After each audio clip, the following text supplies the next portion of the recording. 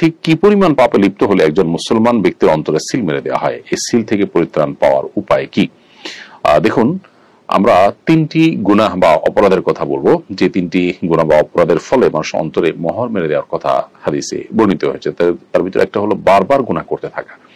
একই অপরাধ যদি বেপরোয়াভাবে মানুষ বারবার করতে থাকে, তখন তার অন্তরে আসলে মোহর মেরে দেওয়া হয় বা অন্তরে সত্য অসত্য নিরূপণ করার শক্তি হারিয়ে ফেলে। মোহর মারা বলতে, সিল মারা বলতে আপনার কোন একটা স্বচ্ছ আয়না, সেটা দিয়ে মানুষ ভালো মন্দ দেখে, চেহারা ত্রুটি বিচ্ছুরি দেখতে পায়, কিন্তু যখন সে আয়নাটাতে ময়লা পরে ভরে যায়, তখন সেটা দিয়ে সত্য অসত্য, ভালো মন্দ, সুন্দর অসুন্দর এটা দেখা যায় না। তো মানুষের অন্তরে যখন মোহর মেরে দেওয়া হয়, তখন সে অন্তর দিয়ে ভালো মন্দ বোঝার ক্ষমতা তার হারিয়ে ফেলে, এবং এটা খুব ডেঞ্জারাস একটা বিষয় যে সে তার তওবা করে জীবনকে পরিবর্তন করার সুযোগ কমই পায়। এরকম একটি বিষয় হলো যে বারবার কোনো লোক যখন পাপাচারে লিপ্ত হয়, এ সম্পর্কে মুসনাদ আহমদ একটি হাদিস, প্রসিদ্ধ হাদিস রয়েছে, যে আমরা অনেকে শুনেছি।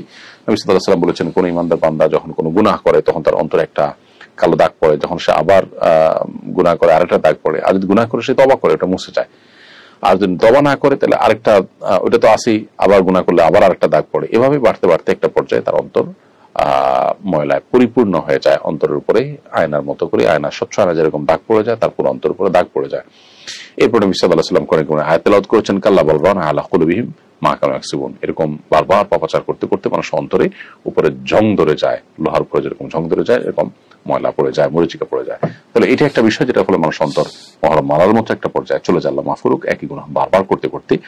দ্বিতীয়ত, লাগাতার 3 সপ্তাহ বেশি জুমার নামাজ তরক করলে তাদের অন্তরে মোহর মেরে দেওয়া হয়। এ সম্পর্কে সুনান আবু দাউদে হাদিস বর্ণিত হয়েছে। নবী করিম সাল্লাল্লাহু আলাইহি ওয়াসাল্লাম বলেছেন যে, মান তারাকা সালাতা জুমাইন তাহাউনান, যে ব্যক্তি অলসতা বশত 3 জুমা পরিহার করলো, ত্যাগ করলো, পড়লো না, তবে আল্লাহ আলা কলবি, তার অন্তরে আল্লাহ তাআলা মোহর মেরে দেন।